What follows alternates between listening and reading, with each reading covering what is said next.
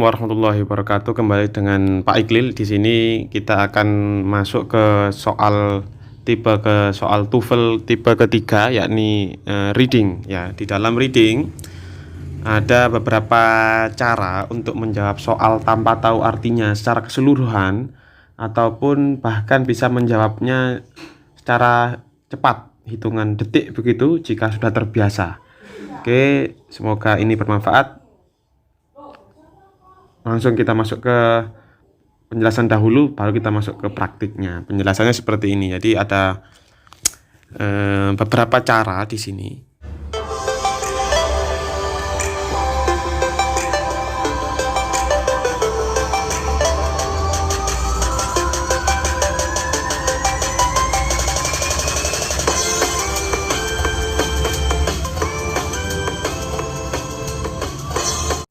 Dalam reading ini, yang pertama ini skimming, scanning, word attack skill, vocabulary building, text organizing, inference, interpreting reference, sama inference. Berarti ada 1, 2, 3, 4, 5, 6, 7 cara. Kita akan membahas 7 cara itu. Oke, cara yang pertama yakni skimming ya tadi ya. Maaf, bukan skimming. Ya betul, skimming. Skimming kita jelaskan di sini. Membaca dengan cepat untuk menentukan topik atau pokok pikiran dalam bacaan. Dalam bahasa Indonesia di sini istilahnya itu induk kalimat. Induk kalimat itu menjadi patokan sebuah paragraf itu dibangun. Contoh, saya suka permen. Nah, kenapa kok suka permen? Nah, ini anak kalimatnya, soalnya dia manis. Terus bisa menyegarkan mulut, bau mulutnya hilang, dan lain-lain. Itu anak kalimat. Nah, biasanya soalnya itu seperti ini. What is the topic of the text? Lah, ini ciri-ciri. What is the main idea? Lah, kedua ini biasanya tuh muncul di dalam sebuah soal di pertama, soal kedua begitu, atau yang awal-awal menanyakan tentang ide pokok. Jadi main idea itu ide pokok. Jadi tidak usah ragu-ragu karena induk kalimat itu letaknya di awal kalimat. Jadi teman-teman tidak usah bingung ya, langsung aja kita masuk ke awal kalimat. Sudah saya beri tanda merah di sini. Nah, jadi gold is precious metal, is prized for two important characteristic. Jadi di sini sama ya, lo nggak usah tahu artinya nih, yang penting samakan aja dengan kalimat pertama. Price for two important karakteristik sama dengan yang ini. Nah, price for two important karakteristik sama plek ya. Kalau topik lebih ke arah kata yang sering muncul di sini di awal kalimat gold, atau di masing-masing paragraf ada kata yang muncul. Kalau topik itu memang 1 kata, 2 kata begitu. Kalau main idea itu banyak. Atau kalau muncul di judul bisa jadi itu jawabannya juga. Dan jarang sekali muncul di akhir kalimat. Kenapa? Kalimat di akhir ini istilahnya dalam bahasa Inggris itu thesis statement, atau yang dalam bahasa Indonesia itu merangkum kata-kata sesudah-sudahnya, sebelum-sebelumnya. Di sini dirangkum akhirnya di akhir begitu. Nah, itu jarang. Ketika ada kalimat tersurat dan tersirat, lah yang tersirat ini kan tidak ada nih. Lah, di sini kita bisa memahami di akhir kalimat, tapi itu jarang dalam bahasa Inggris.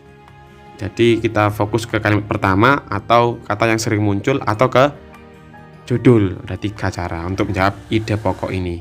Langsung kita ke soal. Jadi kita langsung praktek soal biar tidak lupa nih ya. Ada soal seperti ini.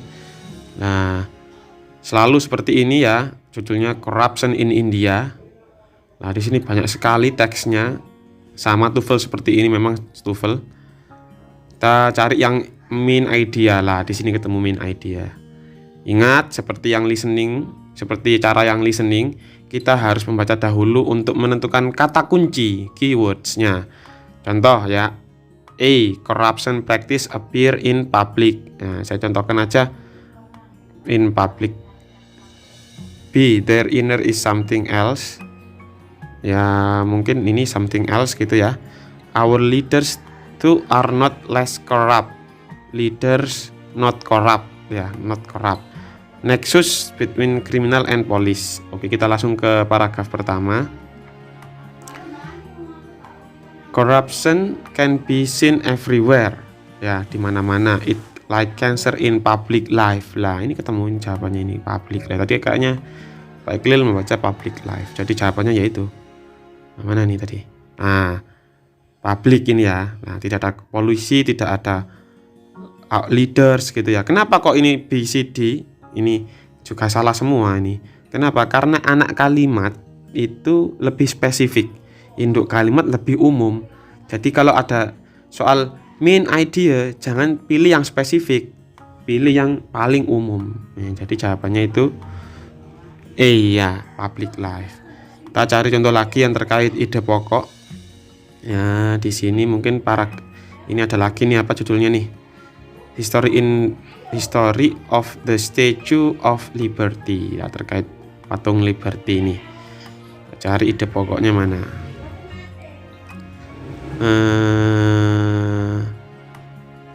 Ini di sini. Ya, the passage mainly discuss ini sama dengan ide pokok, main idea. Ya, artinya itu yang paling sering dibicarakan di dalam teks itu apa? Nah, ingat, kita harus membaca dulu multiple choice-nya, A, B, C, D-nya. A langsung ya. American kurang N-nya itu revolution symbolism. B, the history of the Statue of the Liberty. C, the international friendship. D, the relationship between France and America. Oke. Kita move ke paragraf 1. Statue of Liberty National Monument officially celebrated for 10th birthday bla bla bla lah. Di sini tidak ada, tetapi di dalam judul ada lah. History of, paling ini yang dari keseluruhan paragraf kalimat di sini yang paling umum ya. Paling umumnya judul ini yang mewakili keseluruhan. Jadi jawabannya yaitu yaitu kita move. Ada nggak history of statue? Ada nih jawabannya, berarti B. Gitu caranya ide pokok. Itu cara skimming, cara yang pertama. Artinya itu membaca cepat untuk menentukan ide pokok. Atau kalau dalam bahasa Inggris itu artinya itu topic sentence, anak kalimat supporting sentence, kesimpulan thesis statement, begitu kalau dalam istilahnya bahasa Inggris. Oke, kita move ke second kedua ya, cara yang kedua, second trick yang kedua ini scanning. Seperti yang kita ketahui, scan itu kan kita men-scan ya, cepat begitu. Jadi artinya begini, membaca dengan cepat untuk menemukan informasi faktual. Jadi tujuannya di sini itu to extract specific information without reading through the whole text.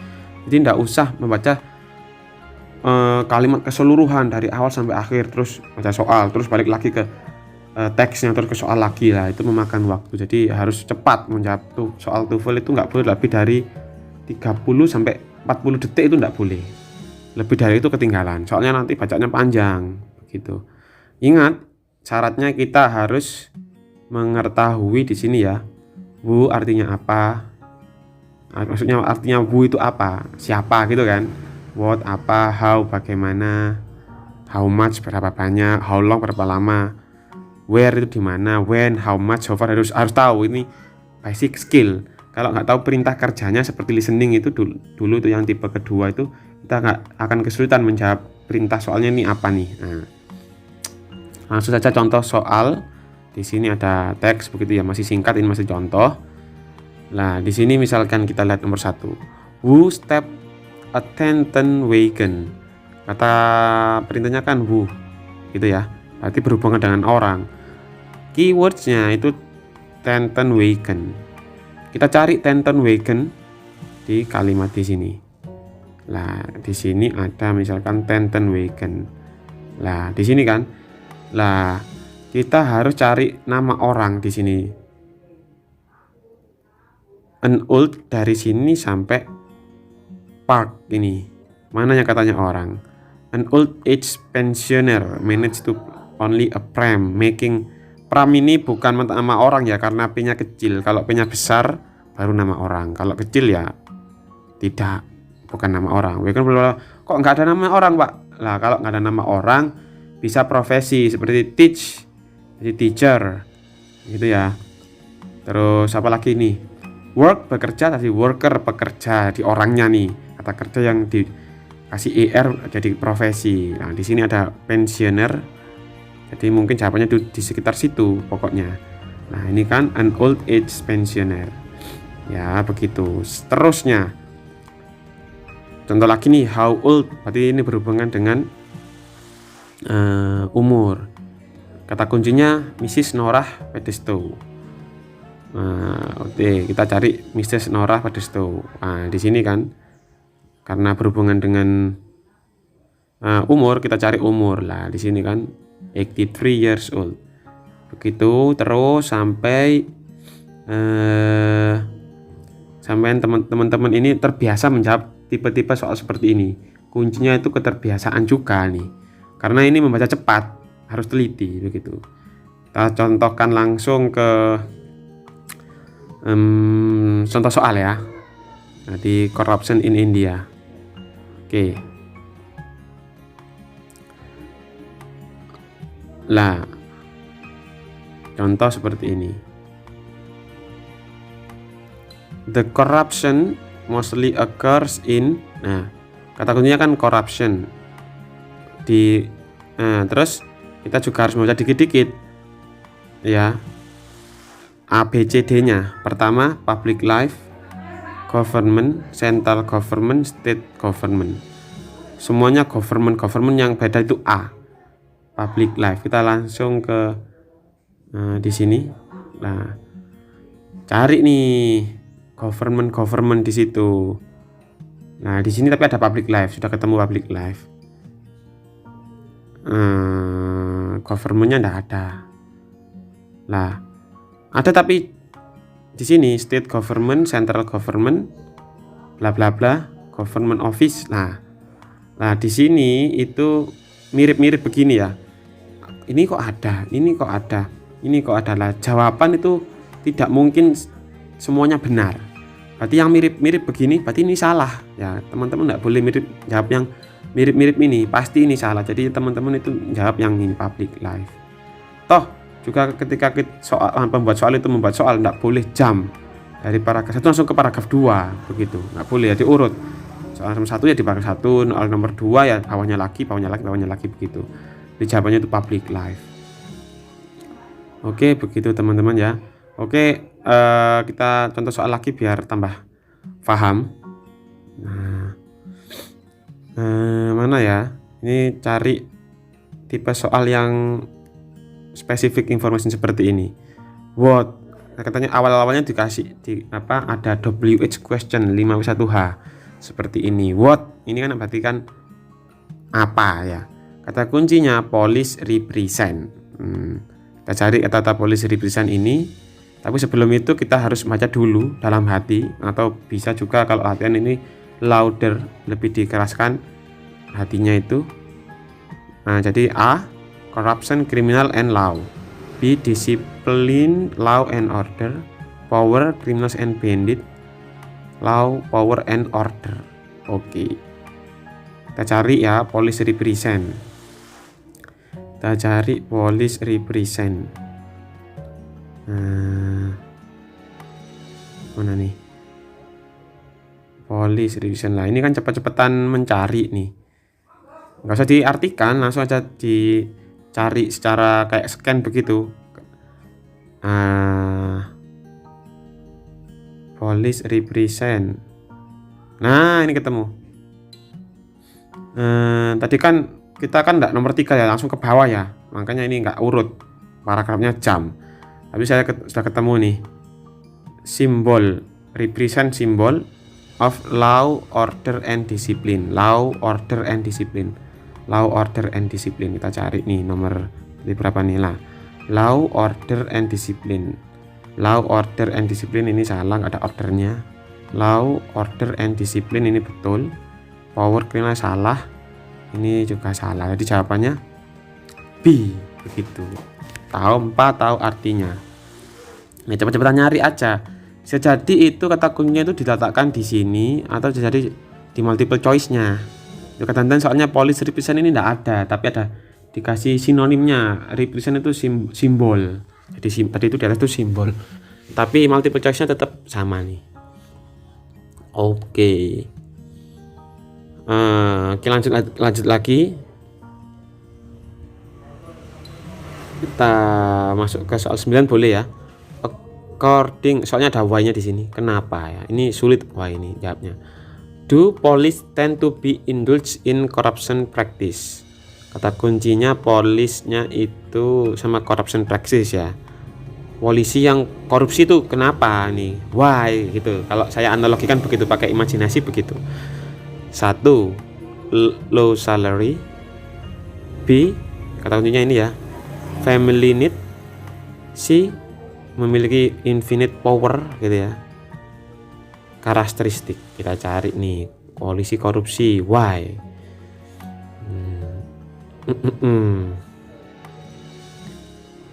Mana nih ya?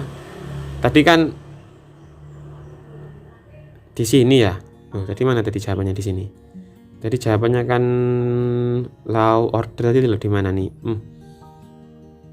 Oh, di sini ya. Lah, di sini. Law RL. Berarti jawabannya tuh kalau bawahnya lagi, berarti di bawahnya lagi. Lah, they indulge in corruption. Sama kayak di soalnya tadi tuh, ada indulge corruption nomor 9 ya tadi ya. Lah, ini kan indulge in corruption. Jadi jawabannya itu di sekitar situ. Enggak usah baca-baca dari atas lagi. Kita patokannya itu setelahnya. Soalnya setelahnya bawahnya lagi begitu. Oke, tadi mana tadi? Nah, ini. They in corruption. Jawabannya di sini. More because they enjoy unlimited power. Lah, ketemu nih power. Cari multiple choice-nya. Ada nggak power di situ? Ada nih di sini. Power, ada ngomong salary nggak ada, nggak family nggak ada, karakteristik nggak ada. Jadi jawabannya itu. Yang A, B, D ini salah. Oke, begitu. Gitu ya caranya ya. Bisa ya. Nomor 10 terakhir nanggung nih. Ini tentang main idea. Kita kembali berarti ke tipe soal nomor 1. Yakni skimming ya. According to the passage, what is the main idea of the last paragraph? Lah, saya mau ini itu nanti jadi soalnya teman-teman untuk dijawab di e-learning atau di YouTube boleh, terserah. Pokoknya nanti bukan NIM kalau di YouTube. Untuk latihan aja. Oke, begitu ya. A, the steps should be taken to correct situation overall. B, it seems very difficult to control corruption. C, the will be our highest achievement as human being. There are efforts to eliminate the corruption practices. Nah, teman-teman kali ini kan panjang sekali nih. Teman-teman itu harus tahu cari kata kunci. Nah, contoh B ini difficult to control corruption. Highest achievement, eliminate corruption practice, correct situation. Itu kan yang di akhir-akhir ini biasanya kata kunci. Nah, kita lihat di paragraf terakhir nih. Mana paragraf terakhir ya? Nah, ini paragraf terakhir ya ini ya. Iya ya. Bukan yang ini.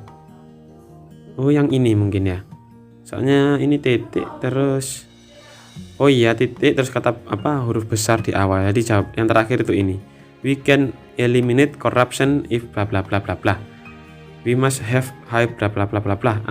Kasih difahami nih, lihat-lihat aja. Nah, jawabannya apa? Tahuan kan? Sudah? Oke, itu tipe soal nomor 1 skimming. Hari ini belajar skimming dan scanning saja. Oke, begitu teman-teman ya. Kalau mau soal lagi nih saya tambahin biar cuman 1 nggak enak ya, kurang puas gitu. Contoh lagi nih. Tadi kan nomor 11 sudah ya. Sekarang nomor 12 nih. For what purpose was the Statue of Liberty made? Ya, kata kuncinya Liberty made. Terus A, art, exhibition, friendship, war, sama American Revolution. Kita cari itu kata-kata itu di paragraf tadi ya. Pertama berarti ya sekitar situlah. Nah, Di sini ada, kita cari nih.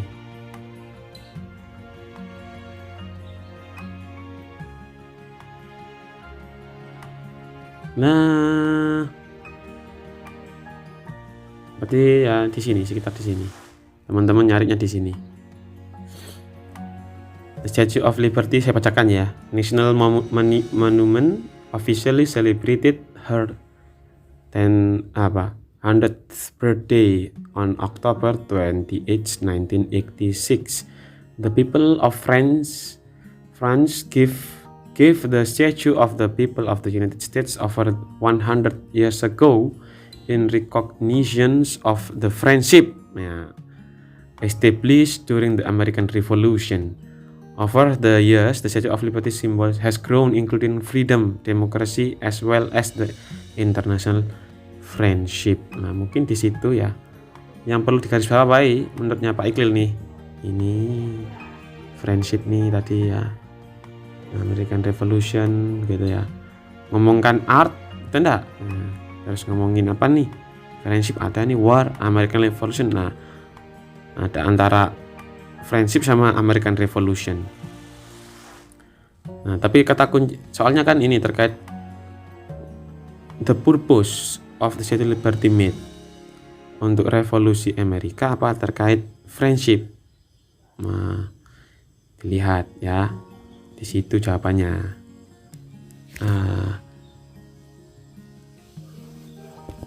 Oke, di sini American Revolution apa friendship? Friendship, freedom tidak ada ya. Nah, antaranya ini yang betul dengan alasan yang tepat. Nah, ini saya kasih skor tambahan, extra skor begitu.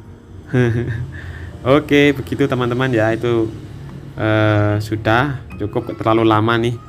Nanti ini saya jadikan sebagian ini soal ini untuk UTS. Siap-siap ya, ada lagi ini HIV, HIV, virus HIV lah. Ini juga saya jadikan, oh bukan ini, bukan, enggak. Ini aja yang corruption in India, ini saya, Statue of Liberty ini yang saya jadikan UAS untuk reading. Oke, itu teman-teman, dua cara dulu karena sudah terlalu lama nanti malah bosan. Yang penting sedikit, yang penting teman-teman itu sering-sering latihan lah, cari-cari browsing soal-soal lagi di internet ataupun beli di Gramedia soal TOEFL begitu. Mungkin teman-teman ini bisa membantu untuk latihan itu, karena nanti practice make perfect. Jadi kalau nggak pernah latihan nggak akan bisa, akan lupa. Jadi kalau sering-sering latihan nanti akan di luar kepala, terbiasa dan cepat. Semakin lama, semakin latihannya semakin lama, semakin cepat menjawabnya. Itu dari Pak Iqlil, semoga bermanfaat. Assalamualaikum warahmatullahi wabarakatuh.